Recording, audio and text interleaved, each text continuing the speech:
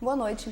Está no ar mais um Ideias da Aldeia. Eu sou Vássia Vanessa e vou conversar hoje com o Terry Vale de Aquino. O Terry é antropólogo, foi um dos fundadores da Comissão Proíndio aqui no Acre e um amigo dos índios. Boa noite, Terry. É um prazer te receber aqui com a gente. Boa noite. Pois não. Terry, você chegou aqui no Acre no início da década de 70, convidado pelo José Porfírio Carvalho, né? E num período que no Brasil a própria FUNAI dizia que não existia índios no Acre. E vocês dois desmentiram isso. Como é que foi essa história? Bom, na realidade eu cheguei aqui antes mesmo do Carvalho, né? Quem realmente fez a minha vinda aqui para o Acre foi o governador Geraldo Mesquita. Não é ele que escreveu uma carta ao presidente da FUNAI em 75, né? Dizendo que tinham vendido grande parte das terras do Acre para esses grupos paulistas, muitos deles com índios dentro, né, desses seringais que foram vendidos, e que ele não sabia o que fazer, né, com essas populações, inclusive de um seringal lá em Feijó, o Liege, que ele tinha comprado para assentar essas famílias, né, que estavam saindo, né, dos Altos Rios, dos seringais dos Altos Rios, e estavam vindo para a periferia das cidades. Então o Mesquita comprou um seringalzinho Liege lá de frente à cidade de Feijó. Feijó é a cidade do Mesquita, né?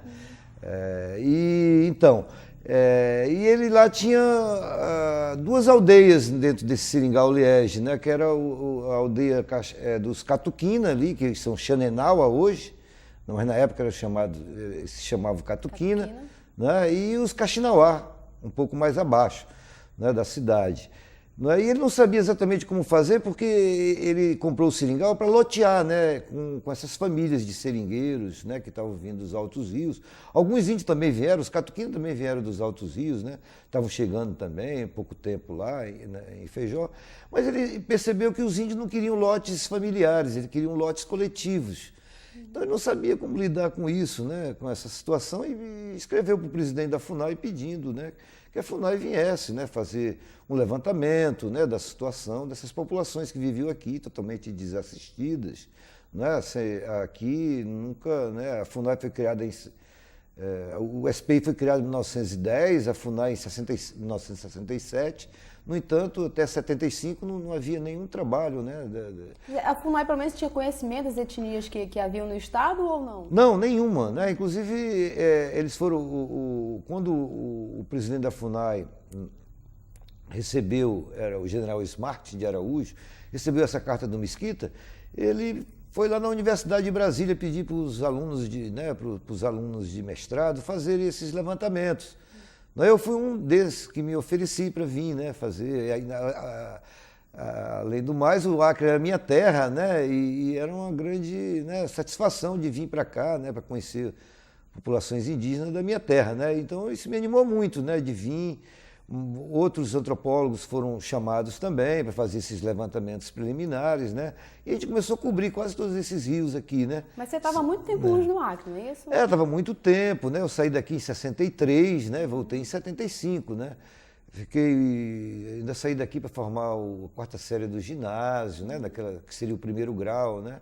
Aí depois terminei o segundo grau, terminei a faculdade e estava terminando o mestrado quando voltei. Né? E voltei trazido pelos índios, né? E pelo interesse que o governador de então, né, o professor Geraldo Mesquita, demonstrou com essas populações, né, que outros governantes não tinham feito anteriormente. Né? A tua tese, inclusive, Terry, foi uma tese em cima da cultura dos Caxinauá do Rio Jordão. Né? Isso. E o teu contato com os índios, para quem te conhece teu trabalho, acompanhou teu trabalho nesses anos todos, é de que você acabou invertendo um pouco a tua postura do antropólogo tradicional. Né? Em que medida, como foi que aconteceu essa mudança?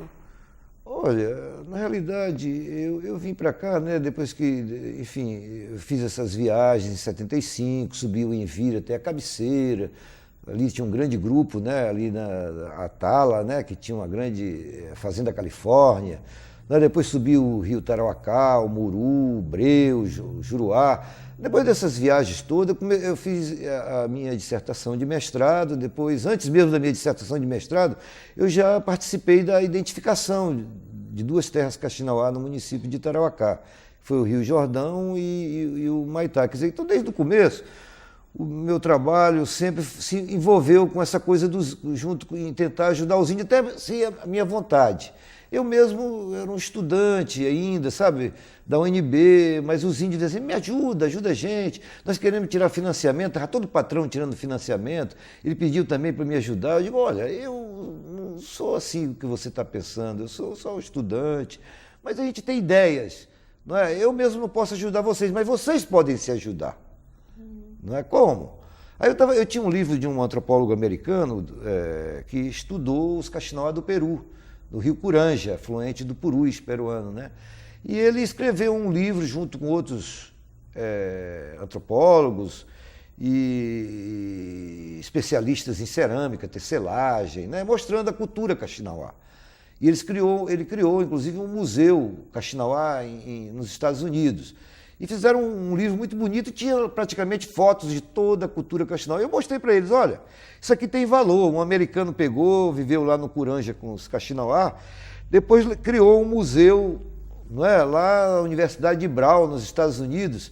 Por que vocês não podem fazer o mesmo? Quem sabe a Universidade do Acre compra, não é? Eu estava fazendo, eu também, a minha dissertação de mestrado foi através do curso de extensão da Universidade do Acre, né? O meu professor, meu orientador lá na UNB em Brasília, Universidade de Brasília, o Júlio Melatti, ele esteve aqui dando aula na UFAC, para ele poder ganhar uma bolsa, sabe? Durante um mês ele veio dar aula aqui na UFAC, eu vim junto com ele, justamente para fazer parte, para que depois eu pudesse ganhar uma bolsa de extensão e pudesse levar alguns alunos da universidade também para conhecer o interior do Acre. Viajamos por todo o interior do Acre com uma turma grande de estudantes da UFAC. Aí depois sim, eu fui fazer o meu trabalho. Quando eu cheguei lá, os Kaxinawa, o velho sueiro, né? Ele dizia assim, Tchai, ajuda a gente, né? E está todo mundo explorando o seringal, tirando... Nesse tempo havia recursos federais, né? Através do ProBo 1, 2, 3, né? Para recuperação de seringais nativos, para custeio de safra da borracha. Falei, olha, não tenho esse recurso, mas com esse dinheirinho que eles juntaram a coleção durante o meu trabalho de mestrado, eles passaram 3 meses juntando, fazendo também a coleção da cultura material deles. Chegou aqui, a gente vendeu, de fato, para a Universidade Federal do Acre. Eles criaram um museuzinho, mas na época o Áureo Gélio era o reitor. Eu acho que toda pessoa assim, que vinha visitar a universidade, ele dava uma peça. Aí acabou o museu, mas o museu funcionou aí por algum tempo, né, na UFAC. A exemplo do que o americano, né, o Kenneth Kensinger, tinha feito lá na Universidade de Brown. Mas lá na Universidade de Brown até hoje tem um museu Kaxinawa. Aqui na UFAC acabou. Mas aquilo ajudou, sabe? Ali o dinheiro que a UFAC pagou, né, não comprou o artesanato, comprou coleções da cultura material deles. Então isso deu um valor grande e com isso foi a primeira ajuda que eles receberam para criar a cooperativa deles, né? Entendeu? Quer dizer, assim, sem querer, você vai acabar se envolvendo, porque aqui no Acre é difícil você só estudar. Não é? Os próprios índios vêm com você, né? Eles vêm te solicitam, né?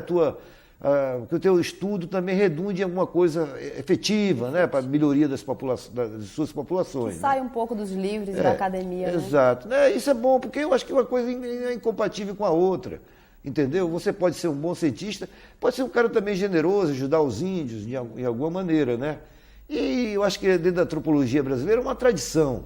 Não é? Você fugiu um pouquinho mais do que isso, né? Porque inclusive no final da década de 70 tem uma história que você participou, você armou os índios, os Kaxinawa, né, para expulsar seringueiros que estavam invadindo as terras. Inclusive teve confusão na época da ditadura, a polícia tinha as correrias, a polícia estava atrás. Como é que foi essa história? Assim, na realidade, eu nunca armei os índios, eu não sei de boas ideias. Eu sempre andava com a minha caneta, eu dizia para os índios, olha, essa canetinha que vocês estão vendo, escrevendo no meu caderninho de campo, essa é minha arma. Sabe, nunca fomos assim de armar índio para brigar com branco, nem nada. Armar o índio com direitos, com a Constituição, com a Lei 6.001, sabe, com aquilo que dava, né, a garantia de que sua luta era uma luta legal, uma luta que estava dentro da lei. Contra a lei eram aqueles que se posicionavam contra, né, os índios, né, que queriam mantê-los escravos, nos seringais, nas fazendas, né? Então, de certa forma, eu armei os índios de mercadoria, para que eles pudessem, sabe, substituir o patrão nas suas terras e pudessem se organizar melhor para trabalhar, né, com o seu povo, independente, né, desse cativeiro. Né? De certa forma, eu armei os índios com essas mercadorias que entregou o barracão na mão deles, dentro das suas terras. A FUNAI de 76 até agora, bem dizer, ainda estão identificando terra. Muitas vezes essas identificações foram sendo revistas, porque inicialmente os índios não tinham muita clareza do que era a sua terra. Teve gente que também passavam lá, antropólogos e equipe da FUNAI, que eles nem sabiam do que realmente estava se tratando, porque o antropólogo também tinha medo de dizer, porque o patrão estava do lado dele, está entendendo? Claro, né? Uma das pessoas que me deu muita força para mim ficar aqui no Acre, eu acho que sem essa força talvez nem ficasse, é o teu pai, o Elcio Martins. Não é? Ele dirigia, junto com o Silvio Martinelli, né? O Varadouro. Não é? E daí, quando eu cheguei aqui, depois de formado, né, no mestrado... Foi ele que falou essa história de armar os índios. Então, eu estou te dizendo que foi de mercadoria, né, a arma, né? Claro que tinha munição também, mas é para caçar, né? Tinha espingarda também, mas porque hoje o índio não usa mais arco nem flecha. Mas justamente o Elcio, ele me deu essa oportunidade de trabalhar no Varadouro. Foi a única assim, oportunidade de trabalho que eu tive quando eu cheguei aqui em 78. Né? Começo de 78, já depois do meu mestrado. Aí o Elcio falou, vem trabalhar aqui com a gente no Varadouro, você cobre essa parte indígena, né? Mas não fica só preocupado em fazer denúncia, deixa os índios falarem por eles mesmos, procura também fazer um trabalho, sabe, prático, né? Para a gente não ficar só na denúncia, fazer alguma coisa efetiva, e eu acho que a própria Comissão Pro Índio nasceu dentro do Varadouro. Entendeu? Primeiras reuniões para a criação da Comissão Pro Índio funcionou por muitos anos não, por vários meses. Que tem um trabalho, né, excelente até hoje. Né? Até hoje, né? Uma referência de trabalhos, né, em assessoria, né, ao movimento indígena criando. Né? Graças a Deus, isso não é uma coisa individual, muita gente contribuiu para a criação dessa entidade. Não é? Tem o Tchai Macedo, foi uma das pessoas que até hoje, né, ainda se dedicou muito, o Luiz Carvalho, o Toninho Alves, teu pai, o Elcio Martins, né, com essa força que ele deu para a gente começar a funcionar dentro do Varadouro. Tudo isso foi muito estimulante para que a gente pudesse ficar aqui, não é, e tocar esse trabalho para frente. Né? E eu acho que, não é, a Comissão Pro Índio cresceu, né, hoje mudou também o seu tipo de trabalho. Se antes se trabalhava muito com essa parte mais política, né, de organizar o movimento indígena que não existia, não é? Mas a UNI, praticamente os primeiros coordenadores da UNI também trabalhavam na Comissão Pro Índio. Não é? Outras organizações indígenas foram surgindo. Às vezes eu digo que a Comissão Pro Índio é uma espécie de samaúma, né? Uma grande árvore. Não é? E que deu sombra para sair muitas pequenas outras árvores, né? Dos próprios índios, né? Várias organizações indígenas, a exemplo da UNI, das CARG. Né? Eu mesmo durante muitos anos, eu fui secretário da Associação Caxinauá do Rio Jordão, lá no município de Jordão, né? Ajudando aquele povo também a conseguir recursos, né? Para que eles também pudessem ocupar a sua terra. Não era, quando eu cheguei lá em 75, a primeira vez que eu fui lá, né? Eles tinham um seringalzinho pequeno, que era o Seringal Fortaleza. Um seringalzinho que tinha 5 colocações de seringa, com 30 e poucas estradas.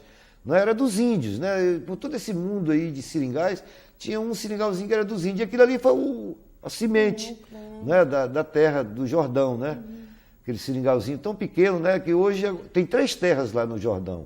Tem a terra do Jordão, o Caxinauá do Jordão, que foi demarcada em 87, tem a do Baixo Rio Jordão, que foi agora final da década de 90, né? E o Independência também, que foi também comprado na década de 90 pelos próprios índios. Na época eu era secretário, né, das CARG. O Suero foi uma liderança que nesse período surgiu com uma expressividade muito grande, né? Lógico, ajudado por você e por todo aquele movimento, né, de organização entre os índios e tudo mais.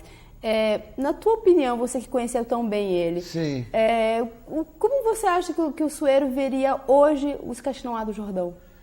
Olha, o Suero, ele era uma grande liderança quando eu o conheci, sabe, em 75. Ele era o dono desse único seringal de índio que teve aqui no Acre.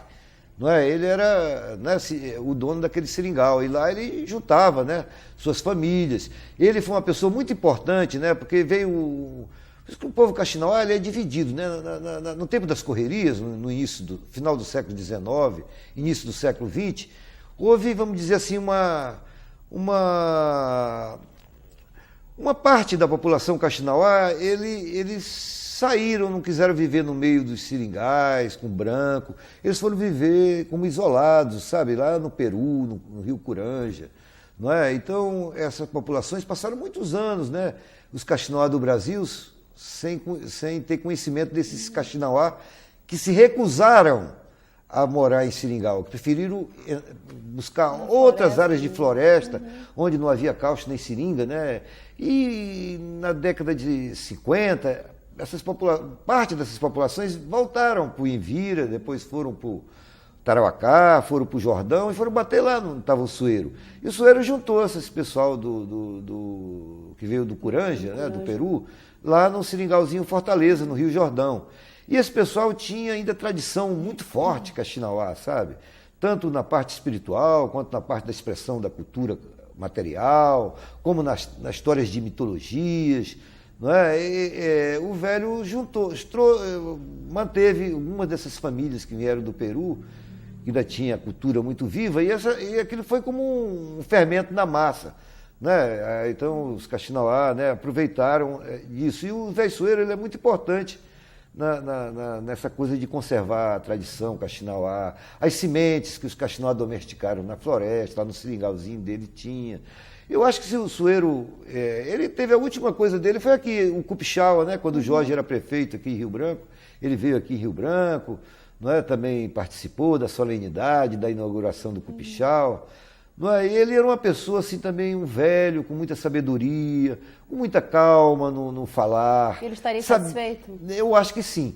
Eu acho que ele estaria muito satisfeito com o seu povo e vendo a conquista, né, que ele começou com aquela sementezinha que ele tomou conta da independência, lá do Seringal Fortaleza, né, e essa fortaleza cresceu, né, a ponto de hoje ter 110 mil hectares de floresta, né, do povo Kaxinawá, né, crescer, desenvolver ali dentro.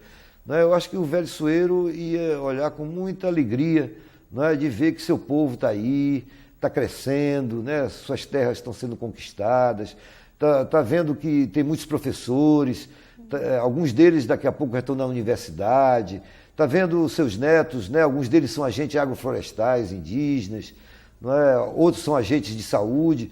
Eu acho que eles estão zelando, cuidando, né, da sua terra. Eu acho que ele ia ficar muito feliz, porque o trabalho que ele começou, eu apenas ajudei a ele um pouco, né?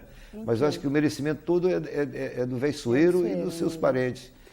Terri, nós vamos fazer um pequeno intervalo, o Ideias da Aldeia volta já já.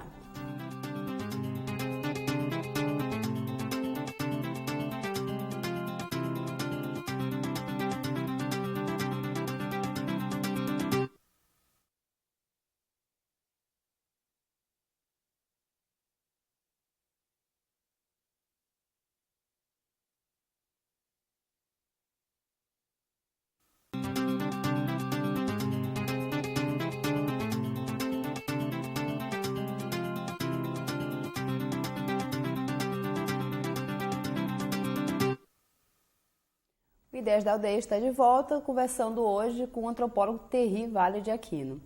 Terri, a gente estava falando no último bloco sobre a questão do avanço e das conquistas que foram conseguidas pelos Kaxinawá, mas nós temos aqui no estado 14 etnias. Certo. E um estado que tem boa parte das terras indígenas já demarcadas e homologadas. Certo. Mesmo assim, a gente continua tendo problemas com invasão de não-índios nessas áreas. Como é que essa questão vem sendo tratada hoje? Pois é, ao longo desses 28 anos, né, de processo de reconhecimento de terras indígenas aqui no estado, né, houve um avanço muito grande, né, porque os outros povos, como você falou, outras etnias também, começaram a se organizar semelhantemente aos Kaxinawá, começaram a criar suas cooperativas, começaram a criar suas escolinhas na floresta, e a Comissão Proíndia efetivamente deu uma grande força para isso.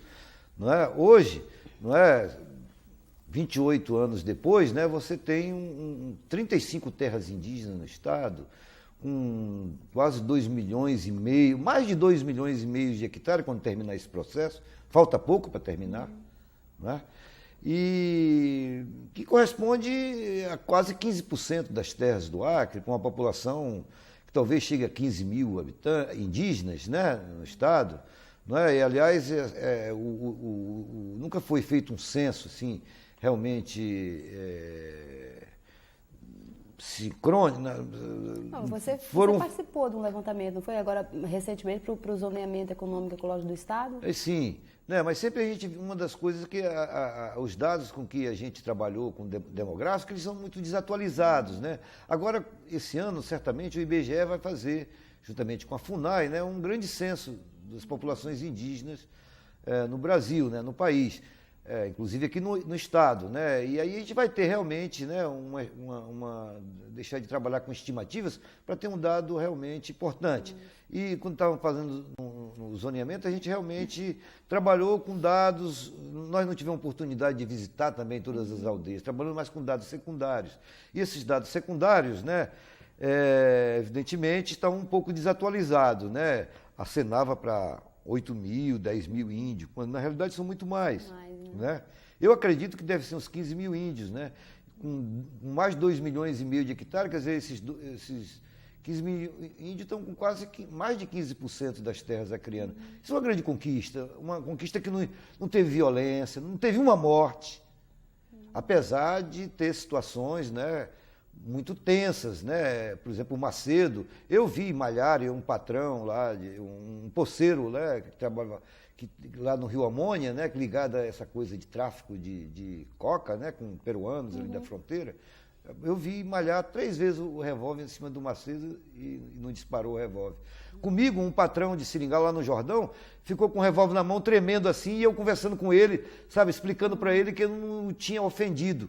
Não é? Quando eu disse para ele que os índios já tinha entregue para ele, durante o tempo que trabalhou com ele, muito mais de 10 toneladas de borracha. Ele achou que ele estava devendo, que eu estava dizendo para ele que ele estava devendo aos índios 10 toneladas de borracha, sabe, 10 mil quilos, né, de borracha. Aí ele ficou muito indignado, achando que eu estava o chamando de ladrão, meteu a mão, né, e apontou a arma assim, ficou tremendo, e eu dizia, não, seu Hilarino Melo, né, que é o pai, né, do Hilário Melo, que agora é candidato a prefeito lá no Jordão. E eu tive que conversar com ele, calmar o velho, sabe, para que o velho guardasse a arma, que eu não estava ofendendo a ele, né? Em pé de briga. Em pé de briga. Então eu sou uma pessoa que eu tenho muito respeito com as pessoas.